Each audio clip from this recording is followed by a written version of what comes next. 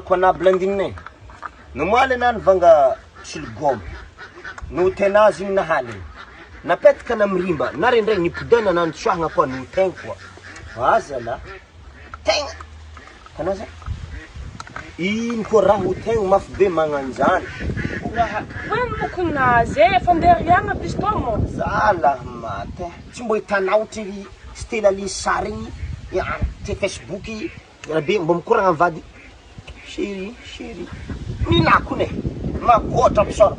Ya, sheri. Sisi mo tsara mitsy. Na wantragno tsika kao, ita ko na mandeha amin'ny ladosy. Hitana ny sety ko fa magnano be, mandeha ladosy ring, amin'ny sety. Mo hitana tsara ny sety, bikabika koa ny hinakune.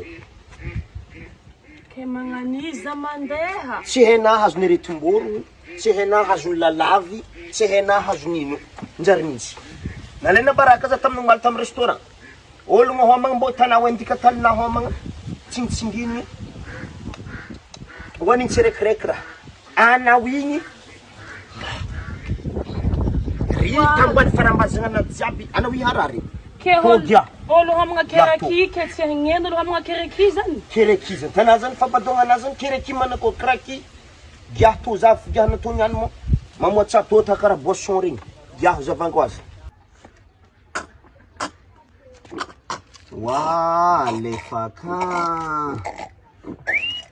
Outro Bible vatin ke. Raha mbola vadin'olo. Mbola nitrohy le matoko le hely tavela ta. Tsy mbo hitanao to endika talina homagna rano igny zabaka. Raha mijotso amin'ny tendanake zagny sarsakagny la he. Malaliwa because mijotso amin'ny tendanao. Anategna karaha Bible vatenda samo. Na wi samo. Ndamody Bible vatenda to ihany. Tsy hainabo dikan'izany amin'ny teny Gasy igny.